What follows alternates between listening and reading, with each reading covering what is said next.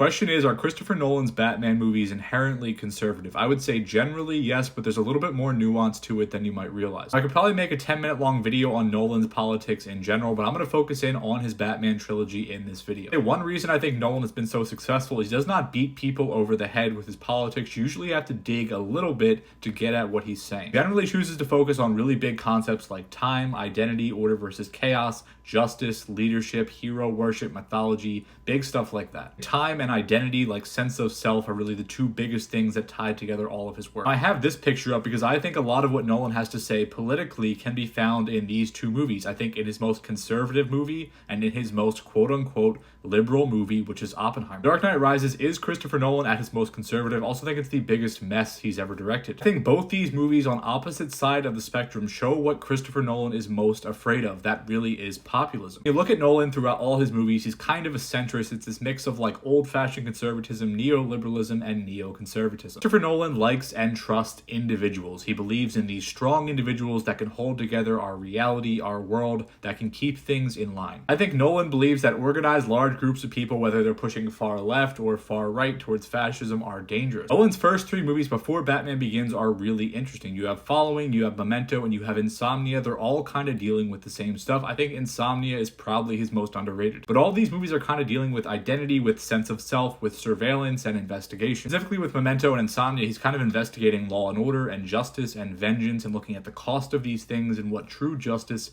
really is. With The Prestige, Interstellar, Inception, and Tenet, we're getting this hyper-focus on the individual, on innovation, and how sacrifice is often required for the greater good. There's always kind of this idea of these powerful men in the shadows pushing things for the good of everyone else, but that's kind of challenged a bit in The Prestige. Prestige ties back to Memento in regards to the dangers of obsession and vengeance, etc. I think The Prestige is very much kind of a standalone story about the entertainment industry as a whole, but Inception, Interstellar, and Tenet, you can all kind of group together just like you can kind of group Memento, Insomnia, and Following. I would say Oppenheimer's kind of different for Nolan. It's taking all this stuff he's kind of done before and then it's criticizing it. Building up this man with this impeccable scientific curiosity who was a genius, and then it's showing you his insecurity, it's showing you how much of a narcissistic asshole he was and how that drove him. It shows him as someone who was willing to murder a man over a slight with the poisoned apple. It shows his ego, and it shows how the government identified that man and took advantage of him for their own ends. Oppenheimer implies that the government murdered Gene Tatlock, and people walk away thinking this was a propaganda movie. Harry Truman is painted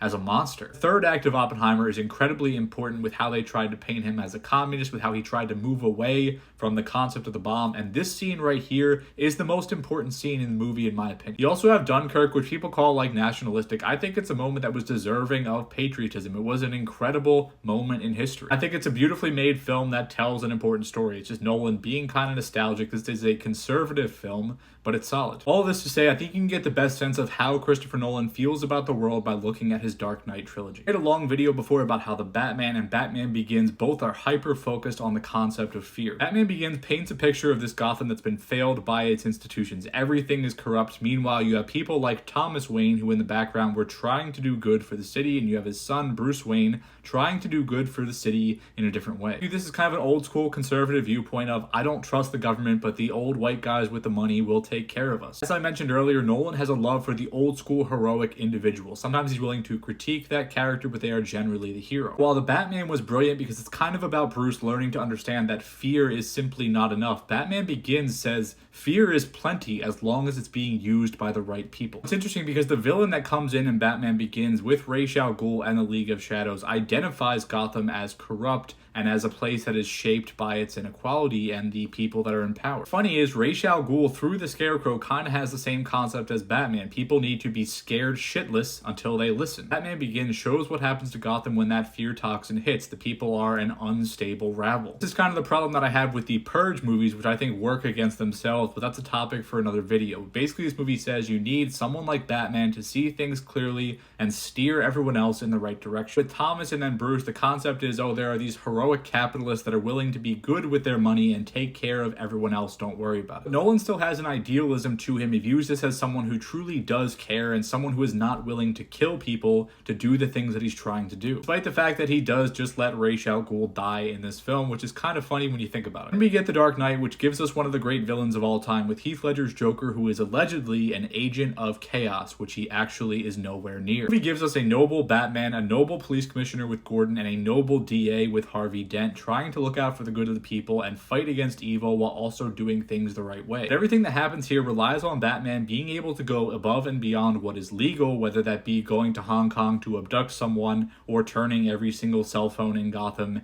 into a piece of surveillance equipment. It was made in a post-Patriot Act world where people were very concerned about the NSA and the CIA. Those two actions are right up the alley of the NSA and the CIA. This is where the neocon bullshit comes in, where whatever we need to do to ensure that everyone is safe is okay, even if it's not quite ethical. At the same time, the film is self-aware enough to critique those very things, and it also has moments like this interrogation scene where it shows us that just brutal violence often does absolutely nothing against forces like the Joker. The movie also gives us a very interesting set piece with the ferry scene. The moment seems to be a bit contradictory, not saying that the good people in that scenario should do whatever they need to do to protect themselves and their lives against the bad people. It says that the ethical choice is the right choice, even if they were to all die together. Dark Knight, at the end of the day, just like Batman Begins, is a movie about the system being broken and easy to take apart. The police department crumbles and is threatened, the DA crumbles and literally becomes a monster in the face of the Joker. The city is then forced to lie to its own people to protect them from the truth of what actually happened to that man. There seems to be a sense from Batman that he does not want to be doing what he is doing anymore, which comes around in the third film, and a lot of what this trilogy is asking is, do we actually need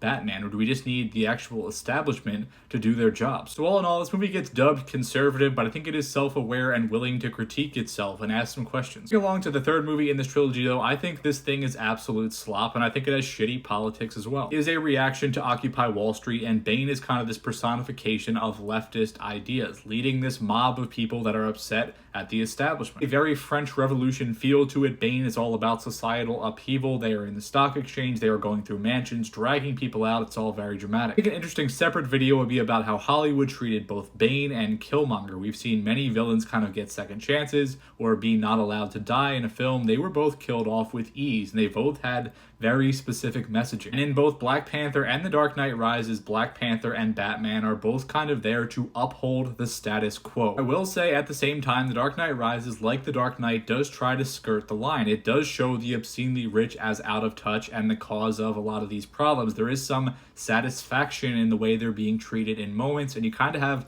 Selina Kyle there to bridge the gap between Batman and the people. So I think what the movie is trying to say is that it's okay to kind of generally have these ideas, but it's not okay to really act on them. Now, one of the funniest things about the start of this movie is the idea here is that after the Den Act, police and everyone else were basically kind of able to do whatever they want. They had a lot of power. This is how they ended crime for however long it was, like 8 years or something. There was no crime. Now that allows Batman to retire because the state had the proper amount of power they needed to handle criminals. Again, on the other side, Nolan is willing to have some nuance because he shows the way this falls apart when Bane reveals the fact that Harvey Dent was who he was, and all of this shit was built upon a lie. The movie also gives us what Nolan might consider as a worse alternative to the regular justice system, which is the kangaroo court being held by the Scarecrow. And kind of similar to The Purge, it shows, well, this is the alternative if people are left to their own devices. This is what us up here are keeping you people away from doing to yourselves. The other side, the movie's willing to show Wayne Enterprises' fusion reactor as something that can be literally turned into a weapon against the people of Gotham. In the very end, it shows how Bruce has to lose basically everything. His company, his money, his power, his status, his symbol as a piece of mythology to, first of all, be happy, but also keep the people of Gotham safe. It's almost like him being there invites more struggle. In the end, maybe it's just a really centrist-ass movie that kind of rides the line, critiques a little bit here, critiques a little bit there, and just kind of plays it safe. All that being said, let me know your thoughts on the politics of the Dark Knight trilogy or the politics of Nolan in general.